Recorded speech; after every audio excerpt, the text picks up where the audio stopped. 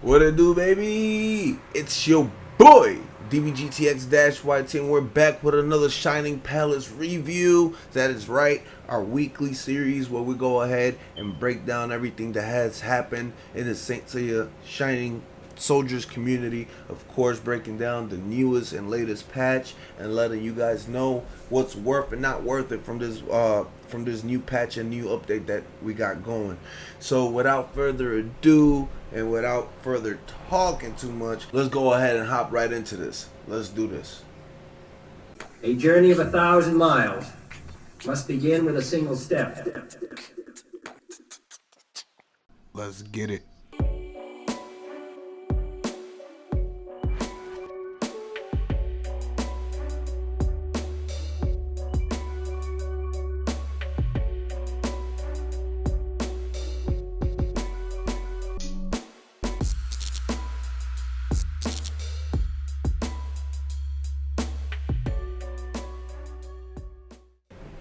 Alright. So let's go ahead and get into the first order of things. Like always, the game gives us some new summonings. Every week or every 2 weeks we get some selected summons, which means that it's an exclusive banner, usually not added until 2 weeks down the road. The affinities banners are actually added a week after they come out. These affinities banner only stay up about a week, give and take. So just stay tuned, because generally these go out and another affinity banner comes in. Sometimes they stay up to 2 weeks. The new Cloth Saints with Seiya, Shiryu, and Hyoga stood up for 2 weeks. Gold Cloth Imbued Iki stood up for 2 weeks. Cancer Deathmatch Surplus stood up for 2 weeks. So I'm thinking that now the norm is 2 weeks in regards to how long these banners are staying up now. So without further ado, let's go ahead and hop into the first one and let's talk about it. Let's see what we got. Casa Io, the selected summon. We have 2 new war generals from the Poseidon arc in the game. That is right. We have Luminadis Casa, which is this guy right here. You guys don't know who that is. And of course, we have Skyla Io, which is the bat looking guy.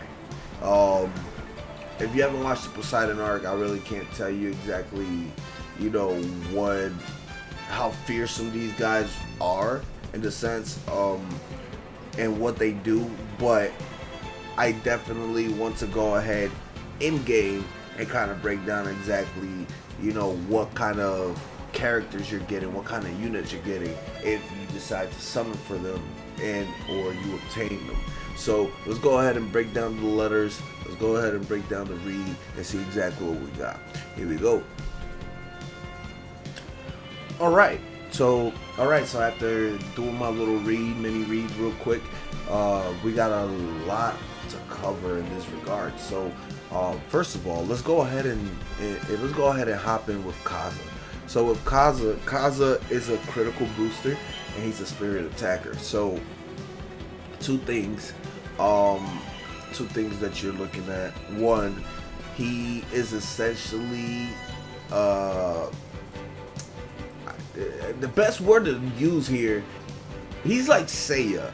First Cloth Seiya white, essentially, but a green version of it. Because what he does is, for every attack that he has, it increases his overall critical attack. So those are things that one of his charge skill, I believe, charge skill C does that. But naturally throughout the battle, for every attack that he does, his spirit and critical goes up. Charge skill B also does 60 plus. Charge skill B also does up to 16% of bleed damage. So those are just a few things that come in the package. If you look at his team effects here, we have spirit attack up. All allies get spirit attack up by 24% if you have this team effect at rank 5, starting on turn 2. So on the second turn, everybody gets a 25% spirit boost. Regular passive skills throughout the battle would be him increasing his own spirit attack energy. Again, the reason why I reference Seiya in this regards to White Cloth Seiya is because the White Cloth Seiya also does something similar to this. He increases his attack when you use skill charge C, I believe. You increase your critical rate. On turn number 2, your critical rate goes up. Turn number 3, your physical attack rate goes up. So it's kind of similar to that exact same unit, but it's a green unit versus a white unit. And then on top of that, he has, of course, you know, the opposite, which is spirit versus physical. So comes into effect in that sense. Now let's go ahead and go over to Skylar Isle, which I honestly think, after reading everything that I read, I think that this guy is the better overall unit in that sense. Everybody has their own playing style, but from what I read, this guy is the guy. This guy is the guy. This guy is the guy. Coming in at having 2 different attacks for being a red. He has a blue attack. He has a red attack. He has two red attacks and 1 blue attack. Now, granted, he doesn't have a speed 9 attack, so he will go first against the moves and the new Cloth Saiyas of the bunch. But the one thing that this guy has as passive skill goes along is essentially the affinity. What affinity means is your damage output against the weaker color. That's what affinity means. Affinity means your critical rate going up, your luck and things like that going up based off your color versus the color that you're fighting. It also means that you could take hits or take more damage based off the weaker color. So if, again, you're playing somebody who has a blue unit and you're using Skylar Io, then this passive skill kicks in, right, and reduces their affinity by 23. So even if they use a blue charge skill B, what ends up happening is that their attack power overall and everything overall, even if it is a weaker, even if it is the weakness of this character, will go down. So there's a possibility that he may not get one-shotted from getting hit with his affinity. You see what I'm saying? So that's really, really good in that sense. Then we have essentially the coolest feature of him being a support cast character is that he is the first character that brings up all status ailments. Now, granted, is this something very important in this game? Yes. Why? Because of the simple fact that if you're playing characters that can prolong a battle, hence like Taurus or Thor, if you have a character that could cause stun, if you have a character that could cause freeze, you could decommission them from the battle, and they have a lot, and I mean a lot of health and defense. So these characters, if for example you put them in front of Seiya, if you put Thor's in front of Seiya, new Cloth Seiya, debate me or not, but if you have Thor's at level 150, so boosted on 2 levels, and you got some solid armor on him, you're not one-shotting Thor's in this game. Like, no character can one-shot Thor's in this game. Once that character is set. Once that character is set up, not one single character can one-shot him. So, in that sense, affinity down like this, or affinity up like this, will go immensely in my attack damage output going up, my physical and spirit defense, and overall quality of my unit going up.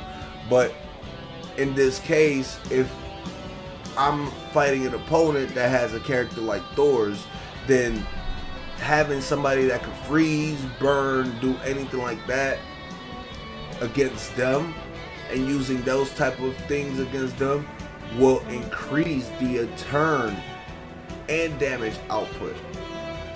That is exclusive to this character, first character that does that. So just take a look at that. Just make sure that if you're summoning, I'm thinking that this is going to be the better character. If you are a status user, an ailment user, this is the character you want to go with. If you needing a solid spirited attacker, I'm gonna call it Samurai Glass Cannon. I'm still debating if he is, but again, from the looks of it,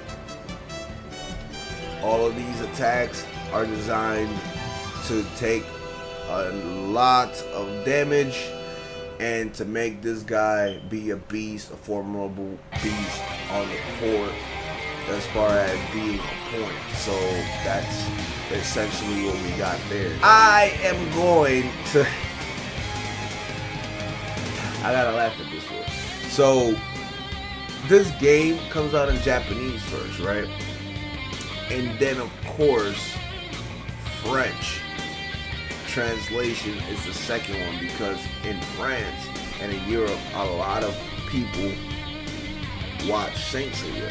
So they went ahead and updated the game, but look at this. This is French. This is essentially stating this is a new banner. So they fixed everything else up for the English translation, but they left that there. So I'm gonna knock some points off for that because you guys are sloppy. We have 3 generals like always. We have the Red Celestial, Griffin. We have Radamantis red, we have Grifos green, and then we have Garuda blue Ayakos. Also,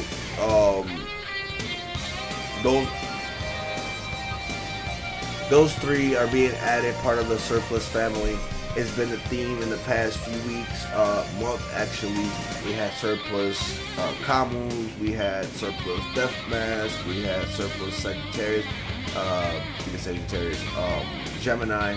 Personally, I've had luck on 2 out of 3. That showcase is coming, baby. Do not hesitate, because DB is coming with that with you guys. But let me go ahead and break down exactly what we got here with all these 3 majestic generals. So after reading everything that we got here, to be honest, I am going to be totally honest. That Griffin Minos is looking sick. That Griffin Minos is looking sick. Look, this Radamantis itself is looking sick. So he's a blocker, right?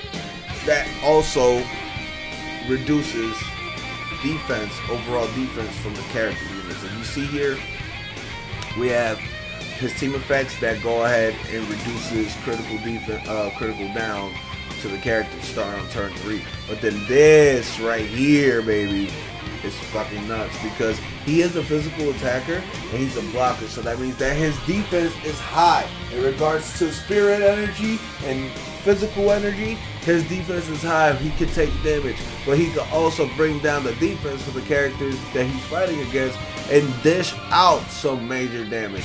Being a ready unit helps him, because then fight against New Club Seiya or something like that, he'd be able to tank some of New Club Seiya's hit. That white affinity is a doozy, to say the least, but you get the gist. He also has the Wyvern Claw, which is green, so in case you're fighting a blue unit that comes out and tries to, fight up against you or whatever the case might be, you have an exclusive, green unit to go ahead and use against them. Or, so if you could at least last a turn forward with this guy, it's almost hands down guaranteed that you're going to be taking a lot of damage with my boy Radamantis red. Now Minos, which I think is the best unit out of all 3 of them in this regards, Minos is crazy. Minos has Sorry. Let me start all over. Minos is the best one because Mino has two style of attacks. He has spirit and physical attack. Now, I've been wondering when this was going to happen. Not too many characters have this. This is exclusive to this guy right here. Exclusive to this guy right here. When I say exclusive, I mean exclusive to this guy. He has a physical and spirit attack, which means he can go both ways. He can go both ways, people. He can go both ways. If I'm fighting somebody I'm looking at the team before the things is set up, and I have this guy right here, I could use him to start off the battle and tear through the competition by either thinking, okay, well, these guys are gonna have physical spirit defense up, you know, so on and so forth, or they're just gonna boost up spirit defense and physical defense. I could attack on both ends of the spectrum here in order to be able to see which one is going to hash out more damage to you guys or to the person who I'm fighting. Also, don't sleep at the fact that he has a speed 9 attack, so that makes him very versatile. It allows him to be able to go first in that sense. But if you use his charge skill C, which is a white affinity, then that means that it's a speed 5, but the attack power and output is there. So at level 5, this will probably one-shot almost any character. Effects, like always, the one thing that we got here is increases the main attack warrior by 24%. So if you have this guy on the bench, or if you're using him in battle and you don't use him as the first character to come out, then whoever it is, the first character's overall attack power goes up by 24%. That is exclusive, especially if you have New Cloth Seiya. This right here can be part of the meta, bench meta, to increase overall attack damage. If you have Mu, if you have anybody that's high attack, glass cannon damage kind of thing, this is the type of character you want to have, and you want to focus on one character. If people who put all their eggs in one basket and focus in on one character, this is the type of character that you want to have on the bench to increase that particular character's attack up, defense, all that. So passive skills, as time goes along, he gets physical attack up, spirit attack up, affinity up, which means he can resist attacks, which means that he can dish out more damage on charge skill C and charge skill A and B. Last but not least, we got Ayako's Blue. Now, Ayako's here is essentially, what's the word? He's like the anti-Iki, anti-burning. So he's the anti-Hagen and anti-Iki that has come out in the past 2 months. So when Hagen came out, Hagen had burn. And then the new Iki came out, and he has Hell's Fire. There's also, I believe, Gemini, who has Hell's Fire, also the surplus Gemini. So all these characters that are coming out with these burning status element, a lot of people have used them to their advantage. Obviously, Hell's Fire kills you. Burning does not. It leaves you with 1 HP, no matter how severe it is. But this guy right here is essentially the antithesis to these units. So if you have them on the bench, your burn resistance and everything is going to go, your burn resistance particularly and hellfire resistance is going to go extremely up through the roof. That's what this guy does. I'm not going to get into too much details as far as everything else go, because he is a defender, so that means that he will take he's essentially a tank. He is a tank. He is a tank. He is a tank. Again, people, he is a tank, but he also deals out damage. Don't think about it twice. If you get any of these three, these guys will help you immensely on different fronts, but personally, I still think that Minos is the best one, being the way he is. That's just my opinion. Last but not least, we got the Gold Saint surplus. Obviously, we know how this works. There's nothing that I need to break this down to you guys. It is the exact same thing as every Cosmo Chronicle. Every time we get a selected banner, that select banner goes over into Cosmo Chronicles, and we have essentially is a demo of the character. That's what it is. So we fight against him, get our money, get our tablets, use our tablets in the exchange shop. The exchange shop give us summoning scrolls, so on and so forth, new claws, and all that stuff. Mine is back. Nope, not yet. This week is supposed to be online week, so by Thursday they may open up the ranking event. But also, after going an entire month of giving us some solid content, they may just be dialing it back just a little bit and giving us a bye week this week and just letting us focus on Cosmo Chronicle events and continuing to buff up our new characters, since they give us so many characters. And that's it. That's all we got today. Little features that they fixed up, of course, is maximizing the amount of stamina that you can use. So if you want to use stamina or whatever, now a menu comes up and you could pick how many apples and how many things that you want to use in order to boost up the stamina. This should have been a day one feature, but they waited half a year in order to do it. I don't understand why, but that feature got added. Did add that about 2 weeks ago. One feature at a time. Apparently they couldn't just do it all together at once. And that's it. That's all I got. Thank you guys for watching. Hope you guys enjoyed it. If you did, make sure you hit the thumbs up, make sure you share, make sure you come back next week, and hopefully we'll see each other on the online event once more. Alright, DVGTX, I'm out.